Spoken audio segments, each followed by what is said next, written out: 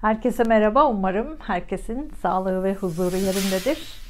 Bu hafta son aylarda biriktirdiklerimizi artık çöpe atacağız. Yeni konuları hayatımıza katacağız. Ülkemizle ilgili güzel haberleri de birazdan paylaşacağım. Fadime Birel ben. Astroloji Günlüğü olarak astrolojinin öngörülerini sizinle paylaşmaya çalışıyorum. Bu videoda 26 Nisan-2 Mayıs arasındaki gökyüzü transitlerinin burçlara etkilerini paylaşacağım. Bu hafta 27 Nisan'da Akrep Burcu'nda Dolunay gerçekleşecek. Son 6 aydır halı altına süpürdüğümüz gizli kapaklı konular açığa çıkacak. Bitsin dediğimiz konuların bazıları da sonlanacak. Bütün dünyada yeraltı kaynaklarıyla ilgili konularda bazı sonuçları göreceğiz. Yer altında hareketlenmeler de olabilir. Deprem konuları bu hafta ve önümüzdeki hafta gündemde olacak. Özellikle ülkemizde Ege bölgesinde 6-7 Mayıs deprem konusundaki risk tarihler çok büyük olmasa da umarım öyle olmaz. Kendini hissettirecek güçte bir deprem olabilir. Geçen videoda söylemiştim, astrolojiye dair geçmişteki tarihler gelecekle ilgili bize işaretler verir diye. Şimdi 2001-2003 arasını bir düşünün. Hayatınızda neler değişti o dönemde? İş hayatınızda köklü değişim mi oldu? Evliliğinizle ilgili başlangıçlar, bitişler mi oldu? Çocuklarla ilgili yenilikler mi karşınıza çıktı? O tarihler aralığında karşınıza hangi alanlarda yenilikler karşınıza çıktı? Hangi adımları attınız? Belki yeni doğdunuz, belki okula yeni başladınız. Bunları iyi analiz ederseniz şimdi de benzer değişimler içinde olduğunuzu görebilirsiniz. Doğum tarihi veya doğum saati net olmayanlar bunları kullanabilirsiniz. Mesela dünya genelinde lojistikle ilgili konularda 2001-2003 seneleri arasına bakarsanız köklü değişimler olmuştur. Büyük değişimler olmuştur. Firmalar kendilerini yenilemek zorunda kalmıştır. 2020 ortasından beri de lojistik firmaları kendilerini yenilemek zorunda kaldılar. 2022 ortasına kadar da bu devam edecek. Sürekli sistemlerini yenilecekler, yenilemek zorundalar. Bu hafta Güneş, Venüs, Merkür Boğa burcunda ilerliyor. Finans piyasaları, toprakla ilgili konular, bitkilerle ilgili konular, doğayla ilgili konular, gayrimenkul alanları daha fazla gündemde olacak.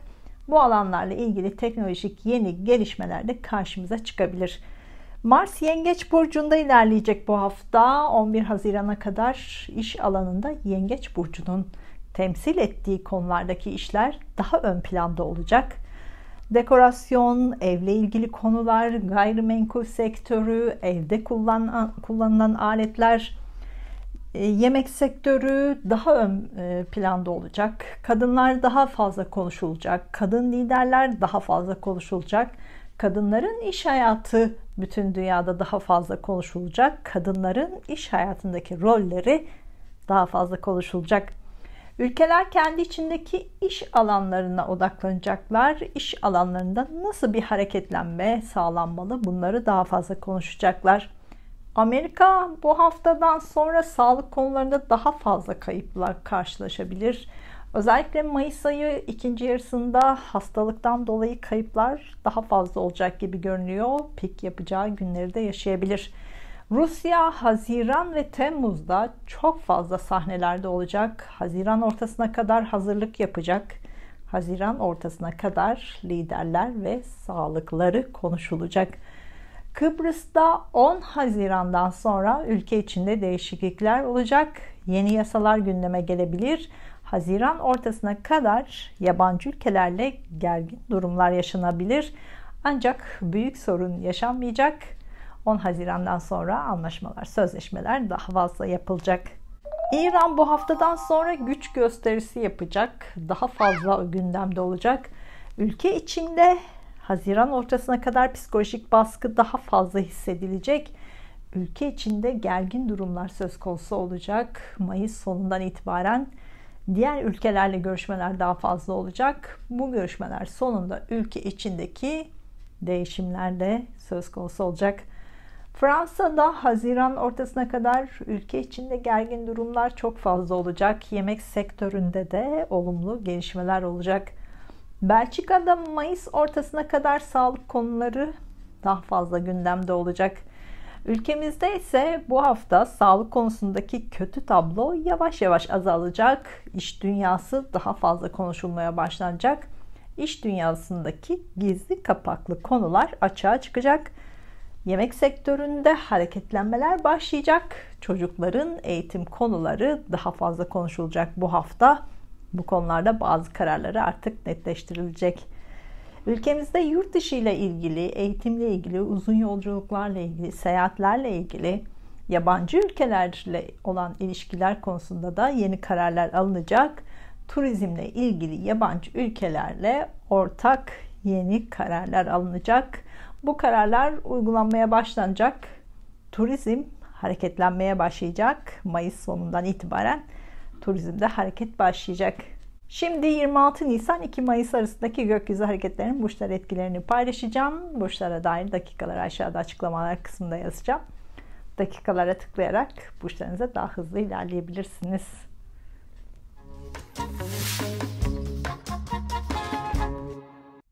Burcu, yükselen burcu, ay burcu, Mars burcu ve Satürn burcu, Koç burcu olanlar 26 Nisan 2 Mayıs haftası gökyüzü transitlerin burcunuza etkilerini anlatmaya çalışacağım. Son 2 aydır kardeşleriniz, akrabalarınız veya yakın komşularınızla daha fazla zaman geçirdiniz.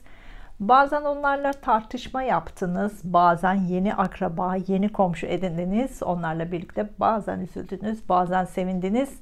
Kardeşleriniz, akrabalarınız veya komşularınızla olan ilişkilerinizde biraz azaltacaksınız.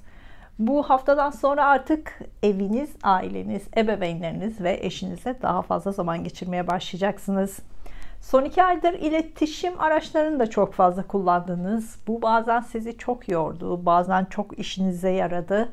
Ama iletişim araçları, iletişim sistemleriyle ilgili hayatınızda büyük yenilikleri de kattınız. Bu yeniliklerle birlikte hayatınıza da farklı tecrübeleri eklediniz. Bu haftadan sonra daha duygusal zamanlar geçirmeye başlayacaksınız. Öğrendiklerinizi kendi içinizde özümsemeye de başlayacaksınız. Ebeveynlerinizle geçireceğiniz zamanlar daha fazla olmaya başlayacak. Ebeveynlerinizin hayatında değişimler olacak. Bu değişimlerde onların yanında olacaksınız. Bunu da kabulleneceksiniz. Eşinizle ilgili özellikle parasal konularda gündeminize gelebilir. Eşinizle ilgili değişimler söz konusu olacak. Eşinizin hayatındaki değişiklikler sizin de hayatınıza değişiklikler katacak. Para konuları hala gündeminizde, hayatınızda. Bu hafta para konuları çok fazla konuşacaksınız. Evinize, ailenizi ilgilendiren para konularını çok konuşacaksınız. Parayla ilgili ani değişimler yine gündeminizde. Para konusunda riskler olacak. Buna da dikkat etmelisiniz. Özellikle hafta sonunda parasal konularda risk almayın bence. Bu hafta başında Akrep Burcu'nda Dolunay gerçekleşecek. Son 6 aydır finansal olarak sizi zorlayan konuları artık geride bırakacaksınız. Banka işlemleriniz sonuçlanacak. Beklediğiniz krediyle ilgili konular sonuçlanacak. Uzun zamandır bitmesini istediğiniz borçlarınızı da bitirebilirsiniz. Kredi borcunuz da bitebilir. İlişkilerinizde, işlerinizde, ilişkilerinizde hukuksal konular varsa bu hafta bu konularda sonuçlarını alacaksınız. Son 6 aydır sizi bunaltan konular artık geride kalacak. Hem maddi hem manevi olarak rahatlayacaksınız. Özellikle bu hafta para konusundaki olumlu gelişmeler son 6 ayın yaralarını sarmanıza da yardımcı olacak. Yeni yatırım planlarınız, yeni para kazanma planlarınızı 11 Mayıs haftasında başlatabilirsiniz. Mars ve Satürn burcu Koç burcu olanlar Haziran ortasına kadar yoğun bir iş temposu içinde olacaksınız. Bu yoğunluk sizi biraz bunaltabilir. Sabrederseniz büyük başarılar kazanabilirsiniz. Haftaya gün gün detaylı bakmadan önce videolarıma yaptığınız yorumlar için çok teşekkür ediyorum. Videolarımı paylaştığınız için çok teşekkür ediyorum. Bunlar bana yeni videolar için güzel bir enerji oluyor. 26 Nisan 2 Mayıs haftasına gün gün bakacak olursak hafta başında ilişkilerinizle ilgili konular sonuçlanacak. Özel ilişkiniz veya iş ilişkinizle ilgili net kararlar alacaksınız. Hafta başında partnerinizle güzel vakit geçirmek için uygun olacak. partnerinizle ilgili parasal harcamalar da yapabilirsiniz. Hafta ortasında borç alacak konularıyla meşgul olacaksınız. Sözleşmeler, anlaşmalar gündeminizde ise bunlarla ilgili imzalar da atabilirsiniz. Son aylarda gündemimizde olan konuları da toparlayacaksınız. Ev alma, ev satma, evle ilgili konular, sözleşmeler, anlaşmaları da hafta ortasında yapabilirsiniz. Hafta sonunda uzun yolculuklar yapabilirsiniz. Uzun zamandır gidemediğiniz uzun yolculuklara da gidebilirsiniz. Hafta sonunda eğitimle ilgili konularda da başarılı olacaksınız. Beklediğiniz sınav sonuçlarını da hafta sonunda alabilirsiniz. Haftanın son gününde de işle ilgili konularda görüşmeler yapacaksınız. İş konusunda artık sonuçları alacaksınız. Güzel bir hafta olmasını diliyorum. Duygusal hayatınızla ilgili işaretler için Ay burcunuzu, iş ve eğitim hayatınızla ilgili işaretler için Mars ve Satürn burcunuzu da izlemelisiniz.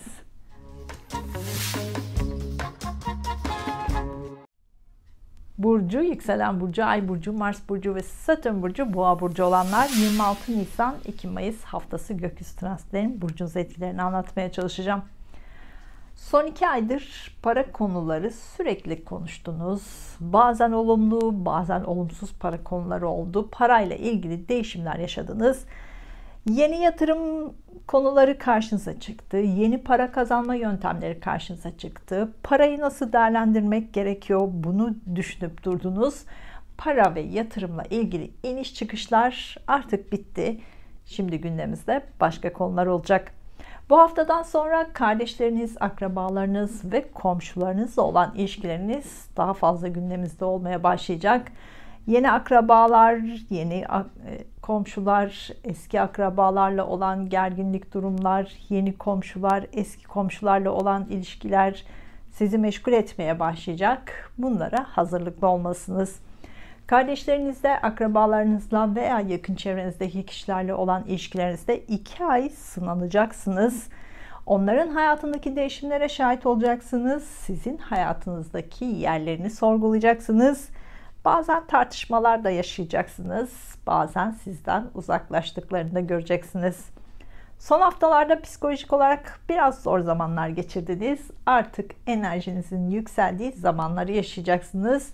Bu hafta enerjiniz çok yüksek olacak. Kendinizi daha iyi hissedeceksiniz. Tamamlanması gereken birçok konuyu da tamamlayacaksınız.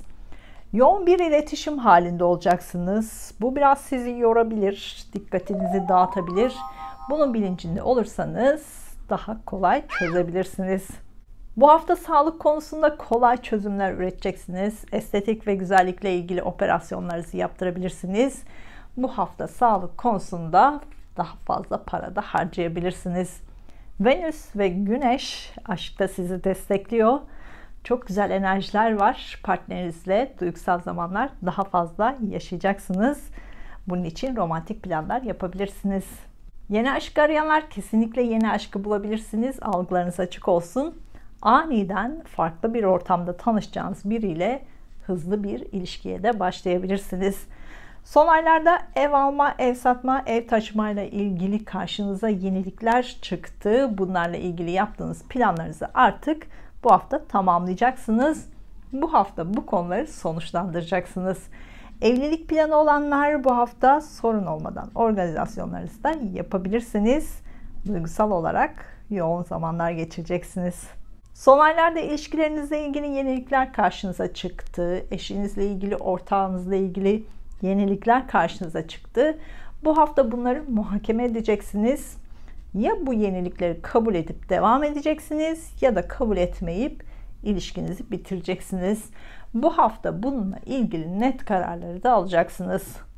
Yeni iş arayanlar dekorasyon, gayrimenkul, yemek sektöründe, medya ile ilgili, iletişimle ilgili, lojistikle ilgili, pazarlama ile ilgili bölümlerde işler karşınıza çıkabilir. Bu işlerle ilgili beklediğiniz haberleri de alabilirsiniz. Basın yayınla, medyayla, iletişimle, lojistikle, pazarlamayla ilgili alanlarda çalışanlar bu hafta çok yoğun olacaksınız. Eğer sabrederseniz başarılı olacaksınız, ödül kazanacaksınız, işinizde terfi de edebilirsiniz. Sabredemezseniz işinizden ayrılma konusu da gündeme gelebilir. Eğitim hayatında olanlar hafta boyunca enerjiniz çok yüksek olacak. Başarılar kazanacaksınız. Haftaya gün gün detaylı bakmadan önce videolarıma yaptığınız yorumlar için çok teşekkür ediyorum. Videolarımı paylaştığınız için çok teşekkür ediyorum. Bu yeni videolar için bana güzel bir enerji oluyor. 26 Nisan 2 Mayıs haftasına gün gün bakacak olursak hafta başında sağlığınıza özen göstermelisiniz.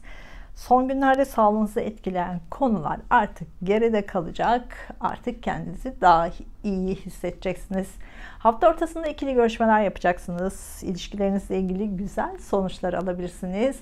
Aylardır gündeminizde olan evlilik ya da ortaklık konularını sonuçlandıracaksınız. Bu bitiş de olabilir ya da başlangıç olabilir. Hafta ortasında aşk ilişkinizle ilgili ani kararlar alabilirsiniz. Bu kararları da uygulayabilirsiniz. Hukuksal konularda varsa bunların sonuçlarını da hafta ortasında alabilirsiniz. Ev alma, ev satma, yatırım yapma konularıyla ilgili imzaları da hafta sonunda atabilirsiniz. Haftanın son gününde uzak yerlerden beklediğiniz haberleri de alacaksınız. Güzel bir hafta olmasını diliyorum.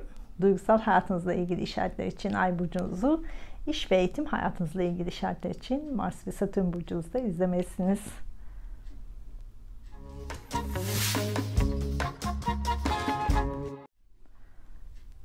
Burcu, yükselen burcu, ay burcu, Mars burcu ve Satürn burcu ikizler burcu olanlar 26 Nisan 2 Mayıs haftası gökyüzü transitlerin burcunuz etkilerini anlatmaya çalışacağım. Son 2 aylık süreç 24 Nisan'da tamamlanıyor. Bu hafta geçen 2 ayın gerginliklerini üzerinizden atmaya başlayacaksınız. Yeniliklere yer açmaya başlayacaksınız. Son aylarda üzerinde çalıştığınız konuların artık meyvelerini yemeye başlayacaksınız. Bu hafta hayatınızda yaptığınız değişimleri hızla toparlayacaksınız. Yeni işinizle ilgili konuları da toparlayacaksınız. Yeni hayatınıza alışmaya başlayacaksınız. İlişkilerinizle ilgili son 6 ayda, son aylarda, son haftalarda karşınıza çıkan yenilikleri artık daha iyi anlayacaksınız. Artık daha kolay kabulleneceksiniz. Bu hafta para konuları daha fazla gündemimize gelmeye başlayacak. Son 2 aydır emek verdiğiniz konulardan para kazanmaya zamanınız da başlayacak. 2 ay boyunca nasıl para kazanırım, parayı nasıl değerlendiririm, bunları düşünmeye başlayacaksınız. Bununla ilgili araştırmalar yapmaya başlayacaksınız. Yeni yatırım konuları araştırmaya da başlayacaksınız. İşlerinizden daha fazla para kazanma şansını da yakalayacaksınız. Ev veya gayrimenkul alımı için de bazı planlar yapabilirsiniz. Ancak bunlarla ilgili 10 Haziran'dan sonra daha kolay işlem yapabilirsiniz. Son aylarda psikolojiniz sizi çok zorladı, sıkışmış ve daralmış gibi hissettiniz. Bu hafta artık bunlar geride kalacak, eski konuları geride bırakacaksınız.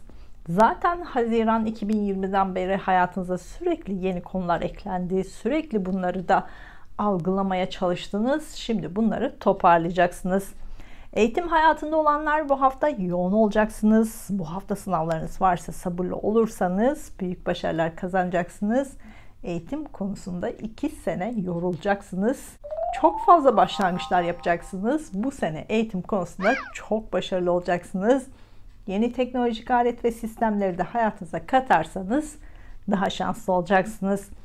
Bu hafta duygusal hayatınızla ilgili konularda telefon görüşmeleri de çok fazla yapacaksınız.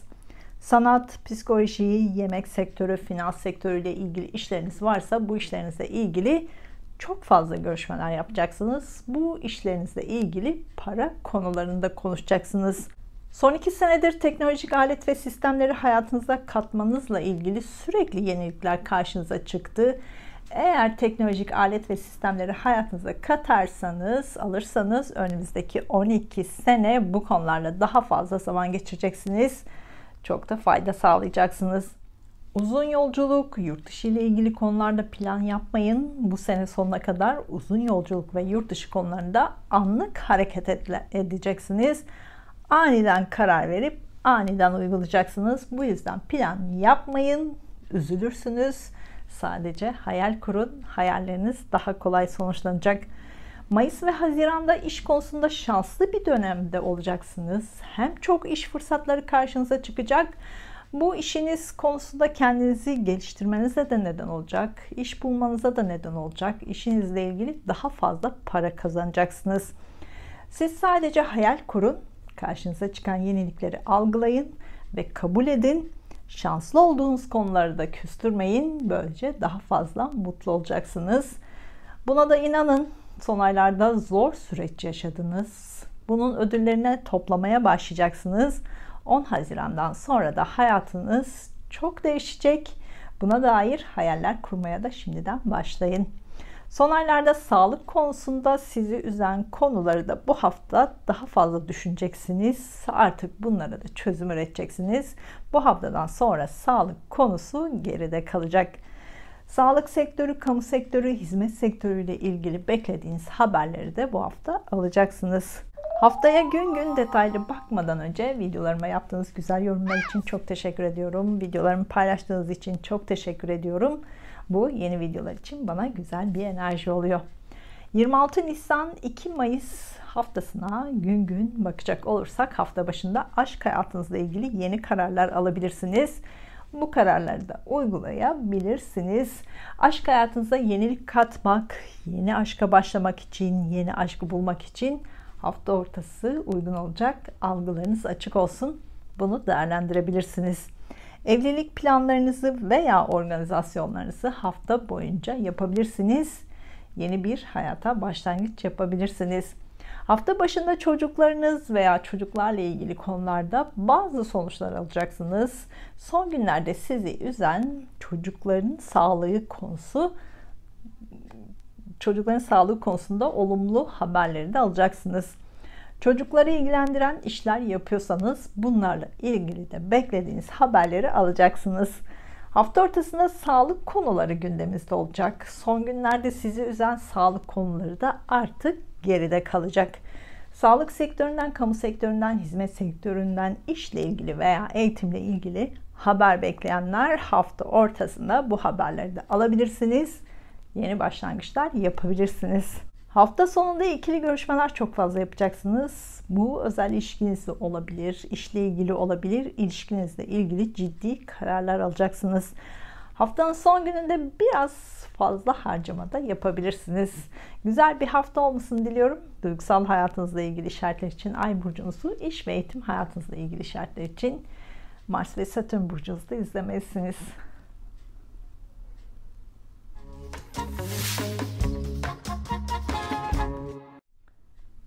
Burcu, yükselen burcu, ay burcu, Mars burcu ve Satürn burcu, yengeç burcu olanlar 26 Nisan 2 Mayıs haftası gökyüzü transitlerinin burcunuz etkilerini anlatmaya çalışacağım.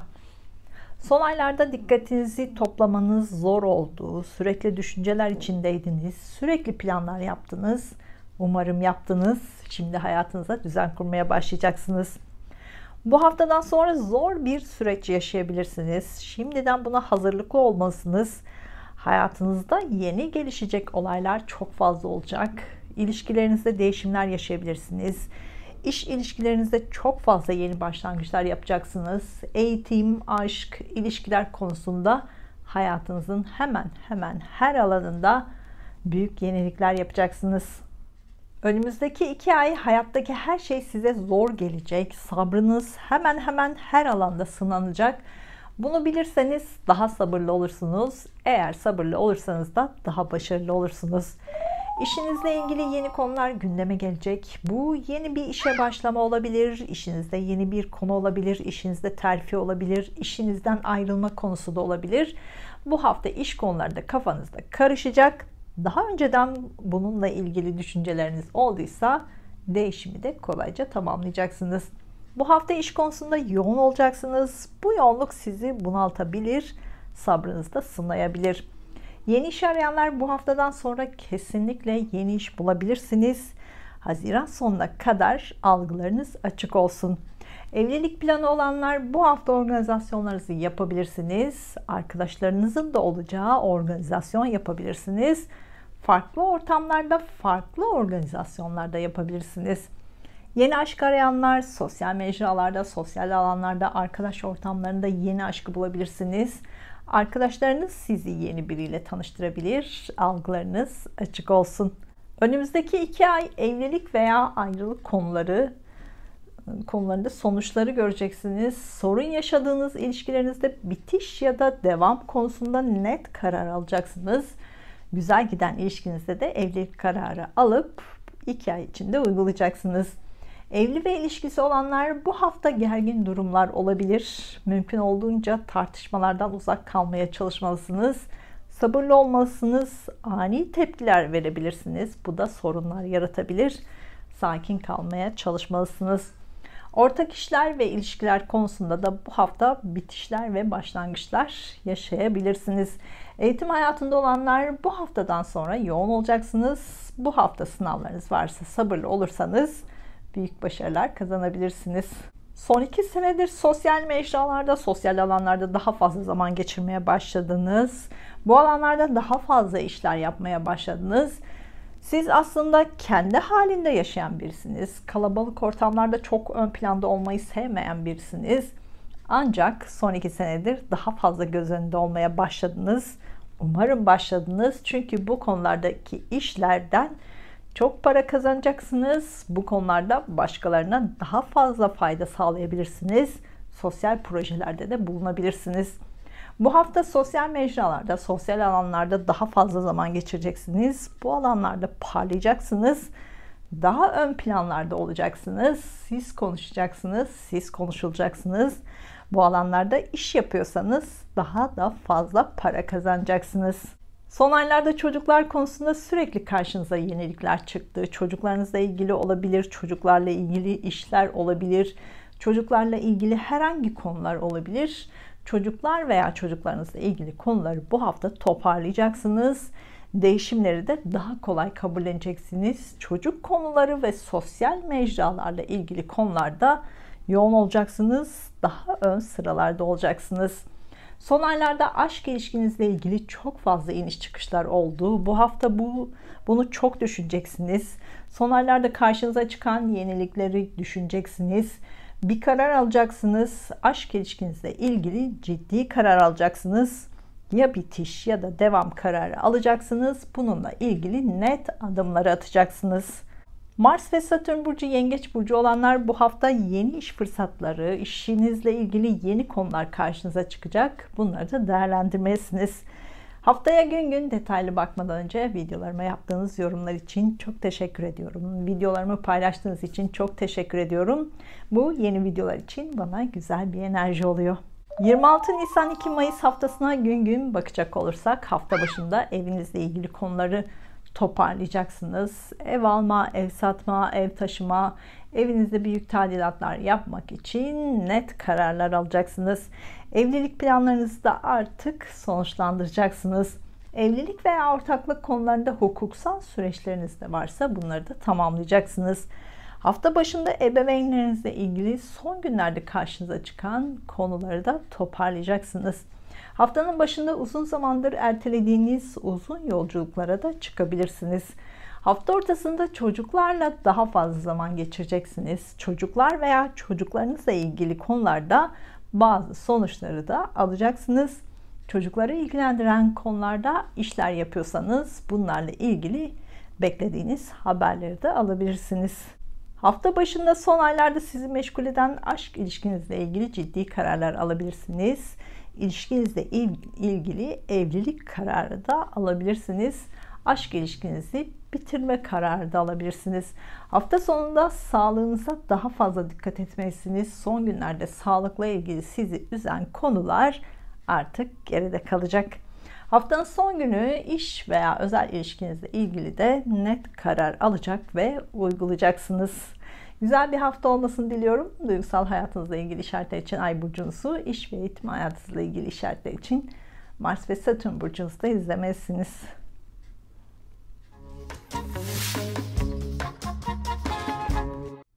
Burcu, yükselen burcu, Ay burcu, Mars burcu ve Satürn burcu, Aslan burcu olanlar 26 Nisan 2 Mayıs haftası gökyüzü transitlerinin burcunuz etkilerini anlatmaya çalışacağım. Bu haftadan sonra sürekli düşünceler içinde olacaksınız. Hayatınızda neleri değiştirmek istiyorsunuz? Bunları düşüneceksiniz. Hayaller kuracaksınız. Hedefler belirleyeceksiniz. Haziran ve Temmuz aylarında hayatınızda büyük değişimleri de gerçekleştireceksiniz. Şimdiden hazırlıklarınızı da yapmaya başlayın. Bu hafta işlerinizle çok yoğun olacaksınız. İş alanınızda güneş gibi parlayacaksınız. Daha fazla göz önünde olacaksınız. Başarılarınızla konuşulacaksınız. İşlerinizde başarılar kazanacaksınız. Daha fazla para da kazanacaksınız. İşlerinizle ilgili dekorasyon işleri de olabilir. Bunlarla ilgili değişiklikleri de yapacaksınız. Bunun için daha fazla para da harcayabilirsiniz. Bu hafta iş konularıyla ilgili yoğun iletişim halinde olacaksınız. İletişim araçlarını daha fazla kullanacaksınız. Eğitim hayatında olanlar bu hafta eğitim konularıyla yoğun olacaksınız. Ya işinizle ilgili ya eğitim hayatınızla ilgili ya da yeni konularla ilgili eğitimler almaya başlayacaksınız ya da vermeye başlayacaksınız.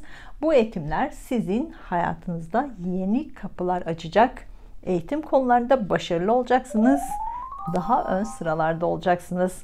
Son aylarda sosyal mecralarda daha fazla zaman geçirdiniz. Bu alanlardaki işlerinizde çok yoruldunuz. Şimdi bu işlerinizden daha fazla para kazanmaya başlayacaksınız. Son aylarda çok fazla arkadaş edindiniz. Şimdi bu ilişkilerinizi muhakeme edeceksiniz. Arkadaşlarınız arasında elemeler yapabilirsiniz. Biraz daha kendi halinizde olmak isteyeceksiniz. İşlerinize odaklanmak isteyeceksiniz. Son aylarda eviniz, aileniz, eşiniz, ebeveynlerinizle ilgili karşınıza çıkan yenilikleri de bu hafta toparlayacaksınız. Hangi yeniliklerle karşılaştınız? Bunları düşüneceksiniz. Bu konuları artık toparlayacaksınız. Yenilikleri de kabulleneceksiniz. Eşinizle ilgili son aylarda karşınıza çıkan yenilikleri ya kabullenecek, devam edeceksiniz ya da ilişkinizi bitireceksiniz. Ebeveynlerinizle ilgili karşınıza çıkan yenilikleri de artık daha kolay kabulleneceksiniz. Son aylarda sürüncemede kalan evinizle ilgili taşınma planlarınızı da bu hafta tamamlayacaksınız. Yeni bir hayata başlayacaksınız. Bu hafta uzun yolculuk planlarınızı da tamamlayacaksınız. Yeni iş arayanlar bu hafta sanatla ilgili, mistik konularla ilgili, yemekle ilgili alanlarda, gayrimenkul sektöründe, dekorasyonla ilgili alanlarda yeni işler karşınıza çıkabilir. Bunlarla ilgili görüşmeler yaparsanız önümüzdeki haftadan sonra başlangıçlar yapabilirsiniz. Bu alanlardaki işlerden haber bekliyorsanız bu hafta bu haberleri de alabilirsiniz. Bu hafta ikili görüşmeler çok fazla yapacaksınız. Bu görüşmeler sizi biraz yorabilir. Teknolojik alet ve sistemlerle ilgili de görüşmeler yapacaksınız. Evinizde yeni teknolojik alet ve sistemler de evinize katabilirsiniz. Haftaya gün gün detaylı bakmadan önce videolarıma yaptığınız yorumlar için, güzel yorumlarınız için, paylaşımlarınız için çok teşekkür ediyorum. Bu yeni videolar için bana güzel bir enerji oluyor. 26 Nisan 2 Mayıs haftasına gün gün bakacak olursak hafta başında kardeşlerinizle, akrabalarınızla, yakın çevrenizdeki kişilerle ilgili bazı konular artık sonuçlanacak. Hafta ortasında evinizde vakit geçirmek için plan yapabilirsiniz. Ev taşıma, evde tadilatlar yapma, evde değişiklikler yapmak için hafta ortası uygun olacak. Evinizle ilgili son aylarda yaptığınız planları sonuçlandıracaksınız. Hafta ortasında eviniz, eşiniz, aileniz, ebeveynlerinizle ilgili konularda bazı sonuçlar alacaksınız. Bu konularda ani bitişler de olabilir. Evlilik veya ortaklıkla ilgili bitiş kararlarınızı da uygulayabilirsiniz. Uzun zamandır evlilik planı yapanlar organizasyonlarınızı tamamlayacaksınız. Hafta ortasında uzun yolculuk planlarınızı da tamamlayabilirsiniz. Bu yolculukta beklenmedik bir durumla da karşılaşabilirsiniz. Hafta sonunda çocuklar veya çocuklarınızla daha fazla zaman geçireceksiniz. Onlarla duygusal paylaşımlar yapacaksınız. Çocukları ilgilendiren konularda sonuçları da alacaksınız. Hafta sonunda aşk ilişkinizle ilgili de ciddi bir karar alacaksınız ve hemen uygulayacaksınız. Güzel bir hafta olmasını diliyorum. Duygusal hayatınızla ilgili işaretler için Ay burcunuzu, iş ve eğitim hayatınızla ilgili işaretler için Mars ve Satürn burcunuzda izlemelisiniz.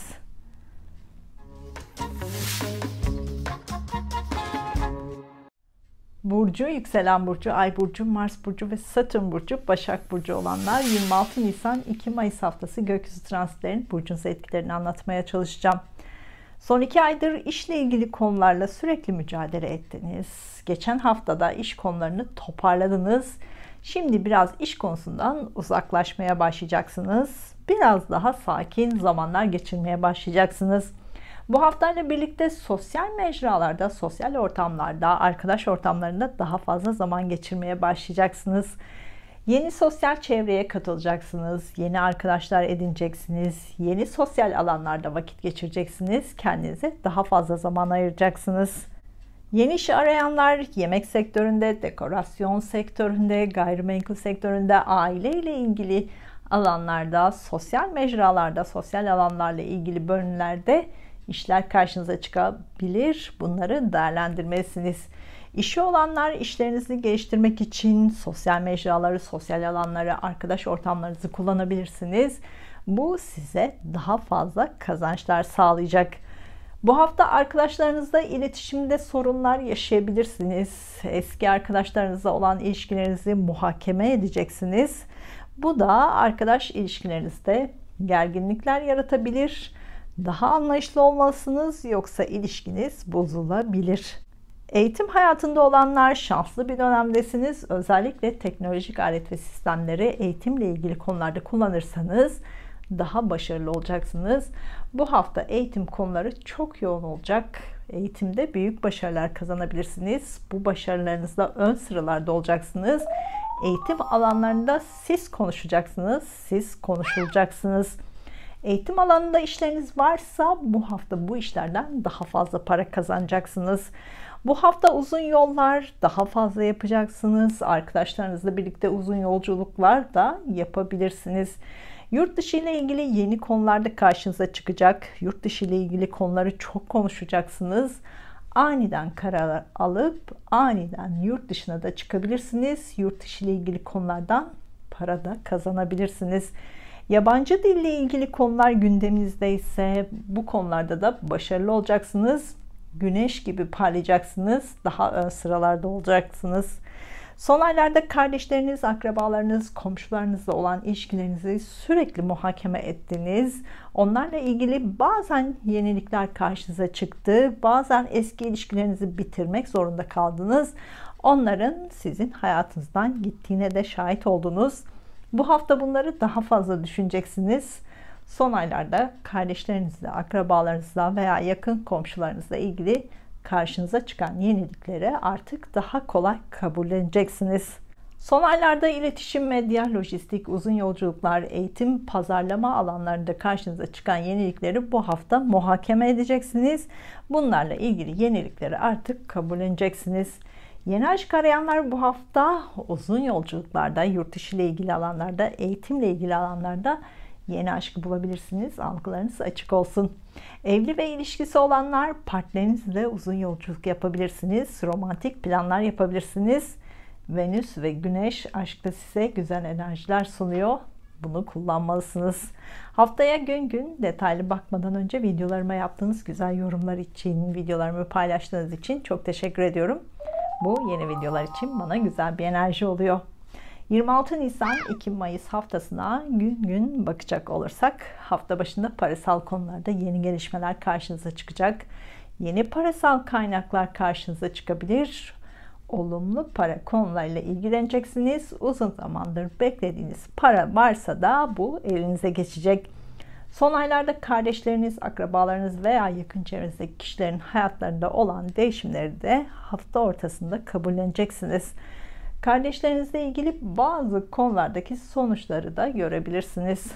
Hafta sonunda evinizde vakit geçirmek isteyeceksiniz. Evinizle ilgili değişiklikleri yapabilirsiniz. Son günlerde planladığınız evinizle ilgili konuları tamamlayacaksınız. Hafta sonunda uzun yolculuklara da yapabilirsiniz. Partnerinizle birlikte uzun yolculuk planları yapabilirsiniz. Hafta duygusal olarak yoğun bir hafta olacak. Bunu değerlendirebilirsiniz. Romantik uzun yolculuklar yapabilirsiniz. Hafta sonunda ebeveynlerinizle vakit geçirmek için plan yapabilirsiniz. Haftanın son gününde aşk ilişkinizle ilgili de ciddi karar alacaksınız. Bu kararları da uygulayacaksınız. Güzel bir hafta olmasını diliyorum. Duygusal hayatınızla ilgili işaretler için Ay burcunuzu, iş ve eğitim hayatınızla ilgili işaretler için Mars ve Satürn burcunuzu da izlemelisiniz.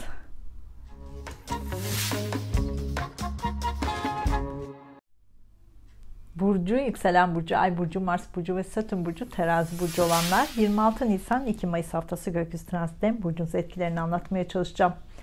Son aylarda uzun yolculuklarla ilgili sorunlar yaşadınız. Gitmek istediniz, gidemediniz. Gittiğiniz yollarda yeniliklerle karşılaştınız. Planlarınızı gerçekleştiremediniz. Artık uzun yollarla ilgili, uzun yolculuklarla ilgili yenilikleri kabulleneceksiniz. Kabullenmek zorundasınız.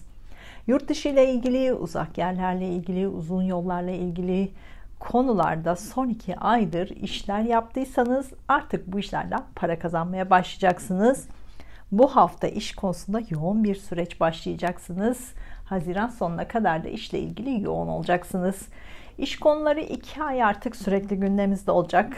İşten ayrılmak, yeni işe başlamak, iş yerini değiştirmek, işte departman değiştirmek, bu konulardaki değişimleri 2 ay boyunca karşınıza çıkacak. Bunlara dair hedeflerinizi belirlerseniz istediğiniz gibi sonuçları da alabilirsiniz. Eğitim konusunda son aylarda çok yoğundunuz, çok yoruldunuz. Ancak yoğunluğunuz yine devam edecek. Önümüzdeki 2 ay eğitim konularında yoğun olacaksınız. Bu yoğunluğa sabrederseniz başarılı olacaksınız. Temmuz sonuna kadar sınavlarınızda başarılı olacaksınız. Ancak 30 Mayıs 23 Haziran arasındaki sınavlarınızda biraz fazla dikkatli olmalısınız. Buna dair açıklamaları ilerleyen videolarda anlatacağım.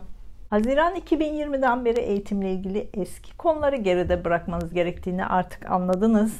Eğitimle ilgili yeni konular, yeni alanlar, yeni fırsatlar hep karşınıza çıktı. 10 Haziran'dan sonra eğitim hayatınızda yeni bir dönemi başlatacaksınız. Eğitimle ilgili konularda yenilikler karşınıza çıkmaya başlayacak.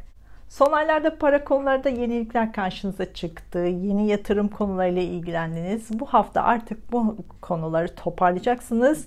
Parayla ilgili aylardır beklediğiniz sonuçları alacaksınız. Böylece son günlerde karşınıza çıkan borçlarınızı da ödeyeceksiniz. Eskiden kalan borçlarınızı da bu hafta kapatabilirsiniz. Mayıs ortasına kadar borç alacak konuları hep gündeminizde olacak. Banka işlemleriyle yoğun olacaksınız. Eğer dikkatli olmazsanız aniden para kayıpları da yaşayabilirsiniz. Bu yüzden dikkatli olmalısınız. Miras konuları gündemimizde ise Mayıs sonuna kadar bu işlemlerinizi de sonuçlandıracaksınız. Bu hafta estetik ve güzellikle ilgili, sağlıkla ilgili konularda da harcamalar yapabilirsiniz. Bu hafta sezgileriniz çok kuvvetli olacak. Mistik konularla, psikolojiyle ilgili konular, astroloji gibi alanlarda daha fazla zaman geçirebilirsiniz. Bu konularda işleriniz varsa alanınızda parlayabilirsiniz. Aşk ilişkiniz hala gündemimizde. Aşk konusunda kafanız hala karışık. Sene sonuna kadar da ani bitişler, ani başlangıçlar yaşayacaksınız. Senenin son aylarında aşk ilişkinizde daha net kararlar alacaksınız. Çocuklarınızla ilgili konularda da hala gündemimizde. Çocuklardan çok şey öğreneceksiniz. Özellikle teknolojik alet ve sistemlerle ilgili genç ve çocuklardan çok şey öğreneceksiniz. Haftaya gün gün detaylı bakmadan önce videolarıma yaptığınız güzel yorumlarınız için çok teşekkür ediyorum. Videolarımı paylaştığınız için çok teşekkür ediyorum. Bu yeni videolar için bana güzel bir enerji oluyor. 26 Nisan 2 Mayıs haftasına gün gün bakacak olursak hafta başında enerjiniz çok yüksek olacak. Hafta boyunca yeni konular sürekli gündemimize gelecek. Özellikle aşk ve çocuk konusunda kendinizi güçlü hissedeceksiniz. Bunlara dair net kararlar alacaksınız. Hafta başında eğitimle ilgili konularda güçlü olacaksınız. Sınavlarınız varsa, görüşmeleriniz varsa bunlarda başarılı olacaksınız. Beklediğiniz sınav sonuçlarını da hafta başında alabilirsiniz. Hafta ortasında parasal olarak güzel gelişmeler karşınıza çıkacak. Uzun zamandır beklediğiniz para elinize geçecek. İşlerinizle ilgili beklediğiniz para da varsa bu da elinize geçecek. Hafta sonunda kardeşlerinizle, akrabalarınızla veya yakın çevrenizdeki kişilerle vakit geçirmek için plan yapabilirsiniz. Duygusal zamanlar çok fazla yaşayacaksınız. Onları ilgilendiren konularda bazı sonuçları alabilirsiniz. İletişimle, lojistikle, pazarlamayla ve eğitimle ilgili konularda bazı sonuçları da alacaksınız. İşlerinize bu konulardaki yenilikleri daha kolay katacaksınız. Haftanın son gününde de evinizde, ailenizle vakit geçirmek isteyeceksiniz. Güzel bir hafta olmasını diliyorum. Duygusal hayatınızla ilgili işaretler için Ay burcunuzu, iş ve eğitim hayatınızla ilgili işaretler için Mars ve Satürn burcunuzda izlemelisiniz.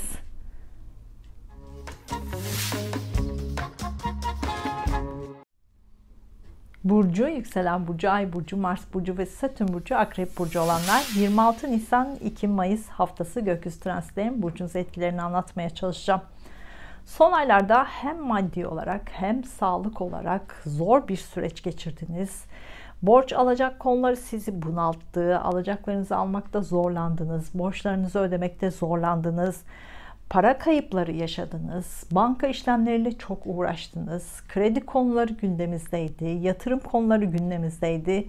Sözleşmeler, anlaşmalar, sağlık konuları, artık bunlar bitti. Derin bir nefes alabilirsiniz. Şimdi ilişkileriniz gündemimizde olacak. Hem özel ilişkiniz, hem iş ilişkiniz, hem ortaklık konuları gündeminizde olacak. Bu hafta duygusal hayatınızda güzel gelişmeler olacak. Bu da enerjinizi yenileyecek. Evliyseniz, ilişkiniz varsa partnerinizle duygusal zamanlar geçireceksiniz. Romantik planlar da yapabilirsiniz. Bu size iyi gelecektir. Venüs ve Güneş aşkta ve duygusallıkta sizi destekliyor. Bunu değerlendirebilirsiniz. Bu hafta son aylarda karşınıza çıkan yenilikleri değerlendireceksiniz. Hem kendi hayatınızla ilgili hem çevrenizdeki konularla ilgili son aylarda karşınıza çıkan yenilikleri artık kabulleneceksiniz. Eski konuları artık geride bırakacaksınız. Geride bırakmak zorundasınız. İlişkilerinizle ilgili son aylarda yenilikler karşınıza çıktı. Bunları kabullenmek zor oldu. Şimdi bunları düşüneceksiniz. Ya ilişkinizi bitireceksiniz ya da yenilikleriyle birlikte kabul edip devam edeceksiniz. Evliliğinizle ilgili, ortaklığınızla ilgili hukuksal süreçleri de bu hafta tamamlayacaksınız. Evlilik planı olanlar bu hafta bu organizasyonlarınızı yapabilirsiniz. Duygu ve mantık karmaşası yaşayacaksınız. Bu hafta ilişkinize dair daha mantıklı kararlar alacaksınız. Eğitimle ilgilenenler bu haftayla birlikte yoğun bir tempo içinde olacaksınız. Yabancı dil öğrenmek daha kolay olacak. Eğitim konularında yeni buluşlar, yeni keşifler daha kolay olacak. Eğitimle ilgili konularda yeni araştırmalar da yapacaksınız. Geçmişten gelen öğretiler size ışık tutacak. Yurt dışı ile bağlantılı işleriniz varsa, son aylarda bunlarla ilgili sürekli yenilikler karşınıza çıktıysa, şimdi bu yenilikleri daha kolay kabulleneceksiniz ve iş hayatınızı düzene koyacaksınız. Bu hafta işlerinizde çok yoğun olacaksınız. Bazı net kararları da alacaksınız. Mayıs ve Haziran aylarında uzun yolculuklarda çok fazla yapacaksınız. Buna dair hayallerinizde kurun, hedeflerinizi kurgulayın. Uzun yolculukların tadını çıkarın. Yurt dışı ile ilgili konularda yeni iş fırsatları da karşınıza çıkabilir. Bunları da değerlendirebilirsiniz. Bu hafta eğitim konularında yoğun olacaksınız, yorulacaksınız. Sabrederseniz de çok başarılı olacaksınız. Bu hafta eşinizle ilgili para konuları da gündemimizde olacak. Eşinizle para konularını konuşacaksınız. Bu olumlu konular olacak. Yeni iş arayanlar, yabancı dille ilgili, eğitimle ilgili, uzun yollarla ilgili, yurt dışı ile ilgili, turizmle ilgili işler karşınıza çıkabilir. Bunları değerlendirmelisiniz. Bu hafta işlerinize yabancı dil, eğitim ve lojistikle ilgili yenilikleri katarsanız daha kazançlı olacaksınız. İthalat ve ihracat konularında yeni atılımlar da yapabilirsiniz. Haftaya gün gün detaylı bakmadan önce videolarıma yaptığınız yorumlar için çok teşekkür ediyorum. Videolarımı paylaştığınız için çok teşekkür ediyorum. Bu yeni videolar için bana güzel bir enerji oluyor. 26 Nisan 2 Mayıs haftasına gün gün bakacak olursak hafta başında ruhsal olarak artık bazı konuları kendi içinizde muhakeme edeceksiniz. Son aylarda sizi meşgul eden konulardan bazı dersler çıkartacaksınız. Hafta ortasında enerjiniz çok yüksek olacak. Duygusal hayatınızla ilgili, eşinizle ilgili, evinizle ilgili, ortaklık konularıyla ilgili, ebeveynlerinizle ilgili, ailenizle ilgili konuları toparlayacaksınız. Hayatınıza bir düzen kurmaya çalışacaksınız. Bu hafta ortasını hep hatırlayacaksınız.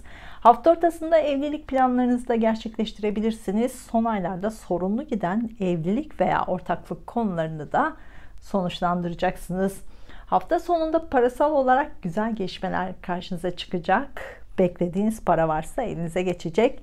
yatırım planlarınızı da tamamlayacaksınız. Güzel bir hafta olmasını diliyorum. Duygusal hayatınızla ilgili işaretler için Ay burcunuzu, iş ve eğitim hayatınızla ilgili işaretler için Mars ve Satürn burcunuzda izlemelisiniz.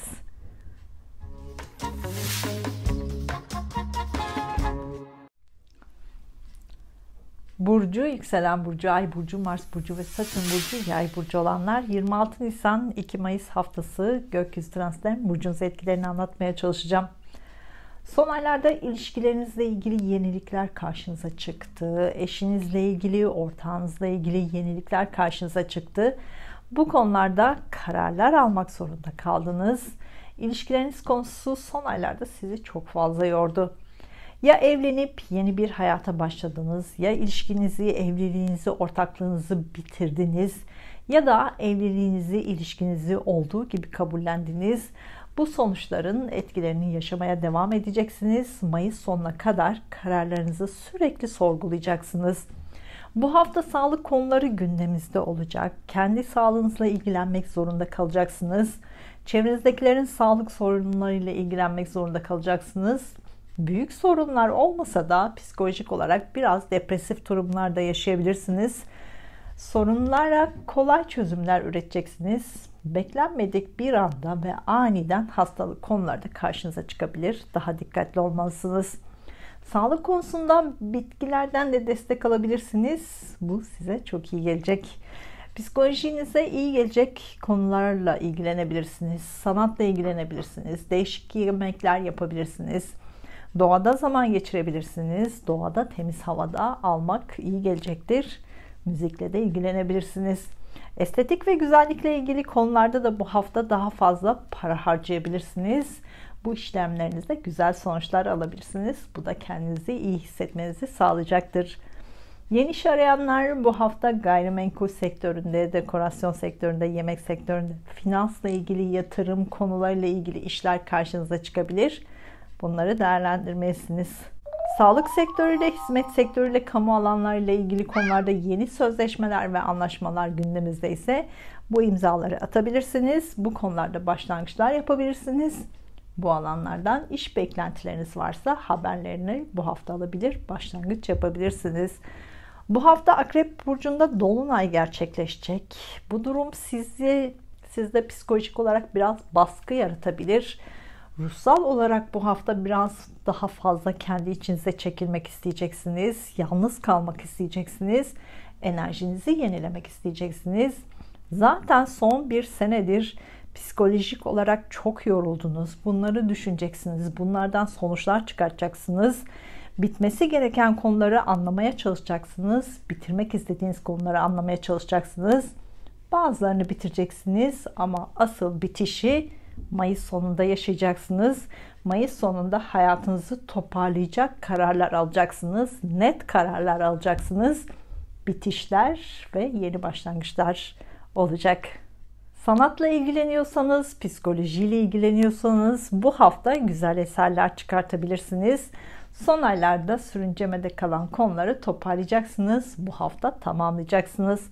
Sağlığınızla ilgili son aylardaki konuları da sonuçlandıracaksınız. Bu hafta borç alacak konularıyla daha fazla ilgileneceksiniz. Eskiden kalan borçlarınızı da kapatabilirsiniz. Bu hafta kardeşleriniz, komşularınız veya yakın çevrenizdeki kişilerle görüşmeler çok fazla da yapacaksınız. Önümüzdeki 2 sene yeni komşularınız olacak. Farklı kültürden, farklı yaşlardan, farklı karakterlerde komşularınız olacak. Bazen komşu ilişkilerinizde sınanacaksınız. Buna da dikkat etmelisiniz.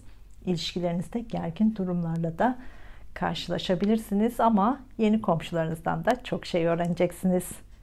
Haftaya gün gün detaylı bakmadan önce videolarıma yaptığınız güzel yorumlarınız için çok teşekkür ediyorum.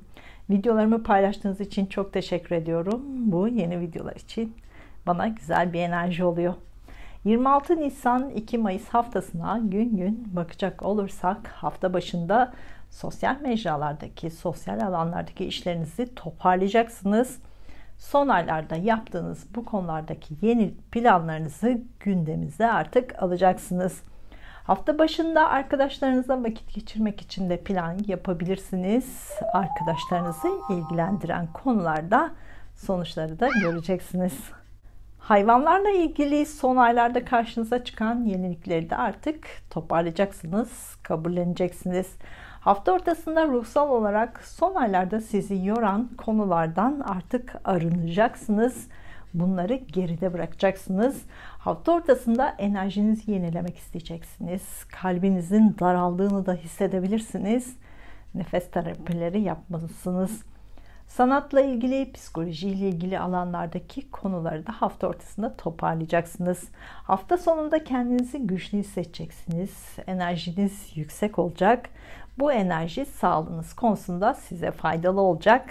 Son zamanlarda sağlığınızı etkileyen konular artık geride kalacak. Borç alacak konularında da bitişler yaşayacaksınız. Haftanın son gününde beklediğiniz parayla ilgili de haberleri alabilirsiniz. Güzel bir hafta olmasını diliyorum. Duygusal hayatınızla ilgili işaretler için Ay burcunuzu, iş ve eğitim hayatınızla ilgili işaretler için Mars ve Satürn burcunuzu izlemelisiniz.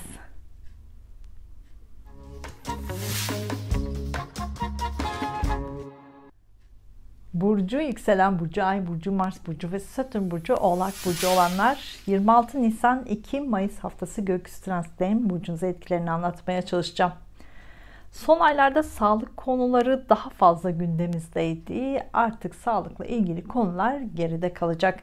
Bu haftayla birlikte ilişkilerinizle daha fazla yoğun olmaya başlayacaksınız. İlişkilerinizi sorgulamaya başlayacaksınız. Evliliğinizi sorgulayacaksınız. Aşk ilişkinizi sorgulayacaksınız. Ortaklık konularını sorgulayacaksınız.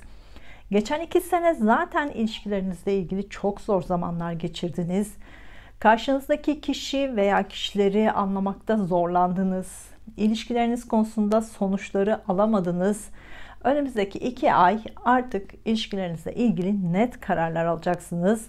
Ya karşınızdaki kişiyi yenilikleriyle kabul edecek ve ilişkiye devam edeceksiniz ya da kabul etmeyecek ve ilişkinizi artık bitireceksiniz. Evlilik planı olanlar bu hafta evlilik organizasyonlarınızı yapabilirsiniz. İlişkinizde yeni bir dönemi başlatabilirsiniz.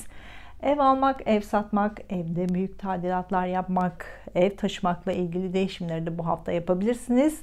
Bu konularda güzel gelişmelerle karşılaşacaksınız. Son senelerde, son aylarda aşk konusunda net kararlar alamadınız. Bu hafta aşkta güzel enerjiler var. Sanki duygularınız bir anda değişim geçirecek. Daha duygusal olacaksınız. Hislerinizi daha yoğun yaşayacaksınız. Yeni aşk arayanlar bu hafta kesinlikle yeni aşkı bulabilirsiniz. Farklı karakterde, farklı dil kullanan, farklı ülkede yaşayan, farklı kültürden birine aşık olabilirsiniz. Algılarınız açık olsun. Bu hafta ikili görüşmeler çok fazla yapacaksınız. İşinizle ilgili görüşmeler de yapacaksınız. Bu görüşmelerden sonra işinizle ilgili yeni kararlar alacaksınız. Bu hafta çocuklar veya çocuklarınızla ilgili güzel haberler alacaksınız. Çocuk konularıyla meşgul olacaksınız. Çocuklarınızın sağlığıyla ilgili de güzel haberler alacaksınız. Çocukların duygusal hayatıyla ilgili güzel haberler de alacaksınız. Bu hafta çocuk veya çocuklarınızla ilgili daha fazla para da harcayabilirsiniz. Yeni iş arayanlar, gayrimenkul sektöründe, dekorasyonla ilgili alanlarda, sanat dünyasında, çocuklarla ilgili alanlarda, yemek sektöründe yeni iş bulabilirsiniz. Algılarınız açık olsun. Mars ve Satürn burcu, Oğlak burcu olanlar önümüzdeki 2 ay işle ilgili çok yoğun olacaksınız. İşinizle ilgili yeni konular karşınıza çıkacak. İş değiştirebilir, işten ayrılabilir, işinizi terfi edebilirsiniz. Yeni işe de başlayabilirsiniz. Son aylarda sosyal mecralarla ilgili, sosyal alanlarla ilgili, arkadaşlarınızla ilgili konularda yenilikler karşınıza çıktı. Bunları kabullenmek zorunda kaldınız. Bu hafta bu konuları artık sonuçlandıracaksınız, toparlayacaksınız. Bu hafta daha fazla topluluk önünde olacaksınız. Topluluk önünde güneş gibi parlayacaksınız. Sanatla ilgilenenler, sanat camiasında olanlar bu hafta bu konularda parlayacaksınız. Daha fazla para kazanacaksınız, daha fazla başarı kazanacaksınız. Bu işlerinizde ani kararlar da alabilirsiniz. Haftaya gün gün bakmadan önce videolarıma yaptığınız güzel yorumlarınız için, videolarımı paylaştığınız için çok teşekkür ediyorum.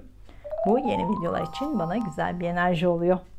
26 Nisan 2 Mayıs haftasına gün gün bakacak olursak hafta başında işinizle ilgili beklediğiniz haberleri alacaksınız. Uzun zamandır üzerinde çalıştığınız işlerinizi de toparlayacaksınız. İş görüşmeleri için hafta başına randevu verebilirsiniz. Bu olumlu bir görüşme olacak. Eğitim hayatında olanlar, sınavlarınız varsa hafta başında başarılı olacaksınız. Beklediğiniz sonuçları da alacaksınız. Hafta ortasında sosyal mecralarda, sosyal alanlarda, hayvanlarla ilgili alanlarda iş olanlar bu işlerinizi toparlayacaksınız. Son aylarda bu konularla ilgili karşınıza çıkan yenilikleri artık hayatınıza katacaksınız. Hafta sonunda mistik konularla, dinsel konularla zaman geçirmek isteyeceksiniz. Biraz depresif durumlar olabilir. Enerjinizi yenilemek için farklı aktiviteler yapabilirsiniz. Ruhsal olarak arınmaya çalışacaksınız. Haftanın son gününde kendinizi daha iyi hissedeceksiniz. Güzel bir hafta olmasını diliyorum. Duygusal hayatınızla ilgili işaretler için Ay burcunuzu, iş ve eğitim hayatınızla ilgili işaretler için Mars ve Satürn burcunuzu izlemelisiniz.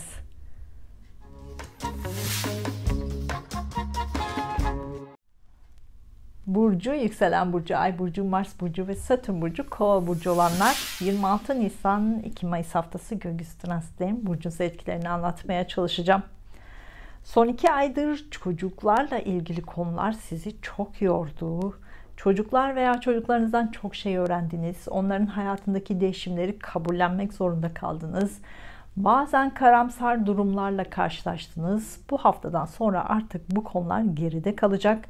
Çocuklar veya çocuklarınızla ilgili konular artık sizi üzmeyecek. Geçen 2 ay aşk hayatınızla ilgili konular da sizi çok yordu. Kararlar almak istediğiniz ancak alamadınız. Şimdi bunları geride bırakacaksınız. Bırakmak zorundasınız. Yeni konulara odaklanmalısınız. Kendinize daha fazla odaklanmalısınız. Kendi hayatınızın önemini daha iyi anlayacaksınız. Bu hafta sağlık konusunda yeni gelişmeler karşınıza çıkacak. Sizin sağlık konularınız olabilir veya çevrenizdekilerin sağlıklarıyla ilgilenmek zorunda kalabilirsiniz. Sağlıkla ilgili kendinizi yenilemeniz ve kendinizi geliştirmeniz gerekecek. Sağlık alanında araştırmalarda yapmaya başlayacaksınız.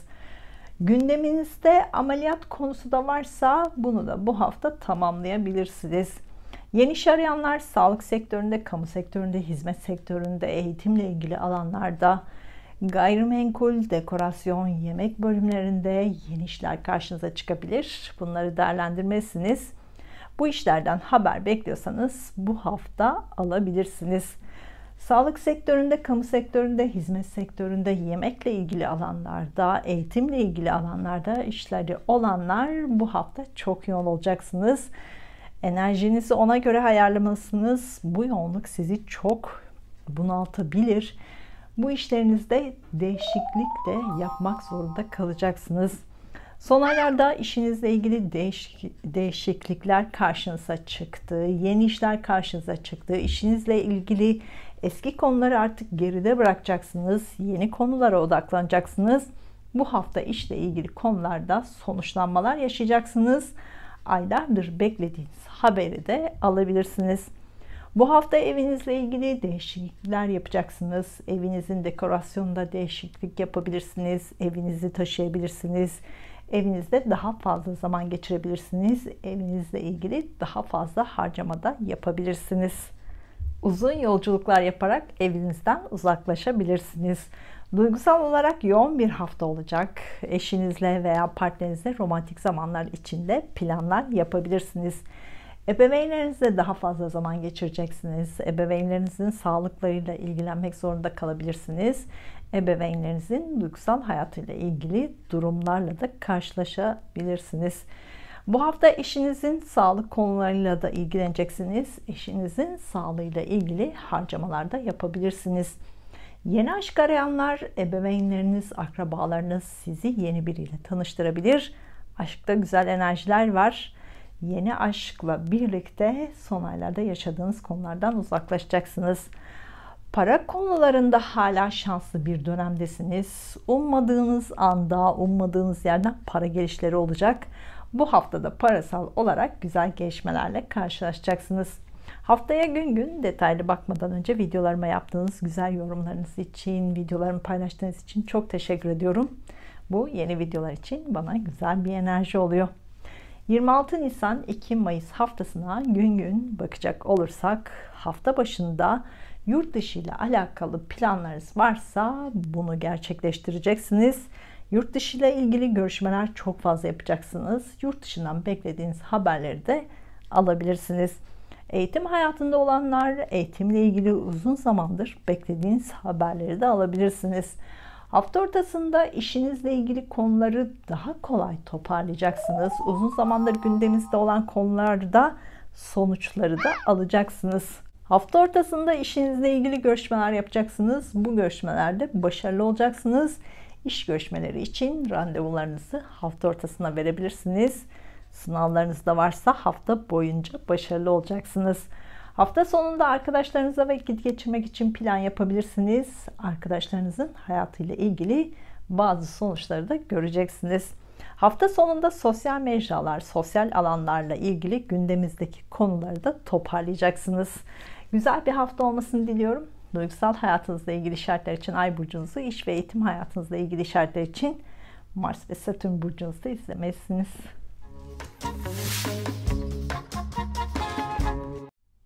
Burcu, yükselen burcu, ay burcu, Mars burcu ve Satürn burcu, balık burcu olanlar 26 Nisan 2 Mayıs haftası gökyüzü transitlerinin burcunuza etkilerini anlatmaya çalışacağım. Son aylarda evinizle ilgili konularla çok yoğundunuz. Ev taşımak, evde değişiklikler yapmak sizi çok yordu. Eşinizle ilgili konularda geçen 2 ay zorlandınız. Zaten Haziran 2020'den beri eşinizle ilgili karşınıza çıkan yenilikleri kabul etme konusunda kararsızdınız.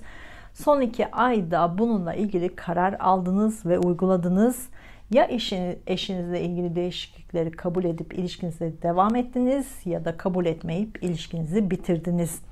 Son aylarda evlilik yapıp evinizle ilgili değişiklikler yapmış olabilirsiniz. Böylece yeni hayatınıza başladınız. Son aylarda ebeveynlerinizle ilgili konular da gündemimizdeydi. Onların hayatındaki değişiklikleri de artık kabullenmek zorunda kaldınız. Bu haftayla birlikte artık gündeminiz değişecek. Önümüzdeki 2 ay çocuklar veya çocuklarınızla ilgili konular sürekli karşınıza çıkacak. Onların hayatındaki değişikliklere şahit olacaksınız. Bu değişiklikler sizin de hayatınıza değişiklikler katmanıza neden olacak. Çocukları ilgilendiren alanlarda işleriniz varsa 2 ay boyunca bu işlerde yoğun olacaksınız. Eğer sabrederseniz bu işlerde başarılı olabilirsiniz. Bu işlerden para kazanmak 2 ay daha kolay olacak. Bu haftadan sonra topluluk önünde olacaksınız. Bu sizi biraz zorlayan bir durum olabilir. Eğer sabrederseniz başarılı olacaksınız. Sanatla ilgilenenler, sanat camiasında olanlar, bu alanlarda işleri olanlar önümüzdeki 2 ay bu konularda sınanacaksınız. Eğer sabrederseniz başarılar kazanabilirsiniz. Bu başarılar size parasal kazançlar da sağlayacak. Bu haftadan sonra aşk ilişkinizi sürekli sorgulayacaksınız. Aşk ilişkinizle ilgili kafanızda sorular olacak. Ya aşk ilişkinizi bitirecek ya da ciddi kararlar alacaksınız. Yeni aşk arayanlar bu hafta kardeşleriniz, akrabalarınız, komşularınız sizi yeni biriyle tanıştırabilir. Bu aşk ilişkisi 2 ay gündeminizde olacak. Bu hafta kardeşleriniz, komşularınız veya akrabalarınızla daha fazla zaman geçireceksiniz. Onların sağlıklarıyla ilgilenmek zorunda kalabilirsiniz. Kardeşleriniz veya akrabalarınızla parasal konuları daha fazla konuşacaksınız. Bu konuşmalardan olumlu sonuçlar çıkacak. Bu hafta iletişim, medya, lojistik, pazarlama konularıyla ilgili işlerinizden haber bekliyorsanız bu haberleri alacaksınız. Bu işlerden daha fazla para kazanacaksınız.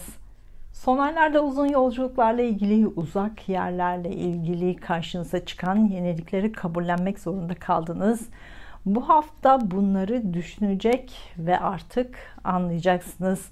Son aylarda eğitimle ilgili karşınıza çıkan yenilikleri bu hafta kabulleneceksiniz. Eğitimle ilgili konularda artık eski sistemleri, eski ortamları geride bırakacaksınız. Yurt dışıyla ve uzun yolculuklarla ilgili işlerinizde son aylarda değişiklikler yapmak zorunda kaldınız. Artık bunları kabulleneceksiniz. Yeni sistemler, yeni konularla devam edeceksiniz. Haftaya gün gün detaylı bakmadan önce videolarıma yaptığınız güzel yorumlarınız için, videolarımı paylaştığınız için çok teşekkür ediyorum. Bu yeni videolar için bana güzel bir enerji oluyor. 26 Nisan 2 Mayıs haftasına gün gün bakacak olursak hafta başında özellikle finansal olarak sizi zorlayan konularda sonuçları alacaksınız. Borçlarınızı kapatabilirsiniz.